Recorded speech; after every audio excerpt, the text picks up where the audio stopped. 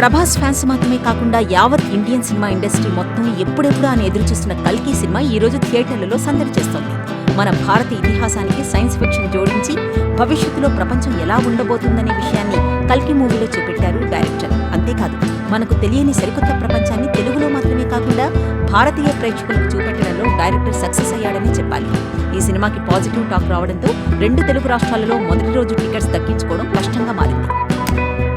Power star Pawan Kalyan కుమారుడు అకీరా నందన్ కల్కి cinema T-shirt ధరించి ఫస్ట్ డే ఫస్ట్ షో చూసేందుకు ప్రసాద్ మల్టీప్లెక్స్ కు వెళ్లారు. ఫ్యాన్స్ తాకిడి తట్టుకోలేక మెయిన్ డోర్ నుంచి కాకుండా పార్కింగ్ ఏరియా నుంచి పైకి వెళుతున్న వీడియో ఒకటి ఇప్పుడు సోషల్ మీడియాలో వైరల్ అవుతోంది.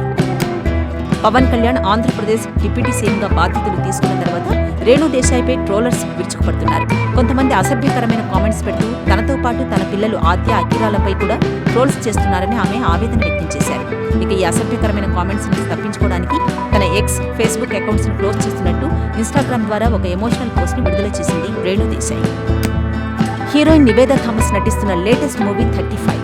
నందకిషోర్ డైరెక్ట్ చేస్తున్న ఈ సినిమా ఆగస్టు 15 రిలీజ్ కానుంది. ఈ చిత్రానికి సంబంధించి ఓ స్వీట్ సర్ప్రైజ్ ఇవ్వబోతున్నట్లు ఆమె తన ఎక్స్ అకౌంట్ లో పోస్ట్ చేసింది.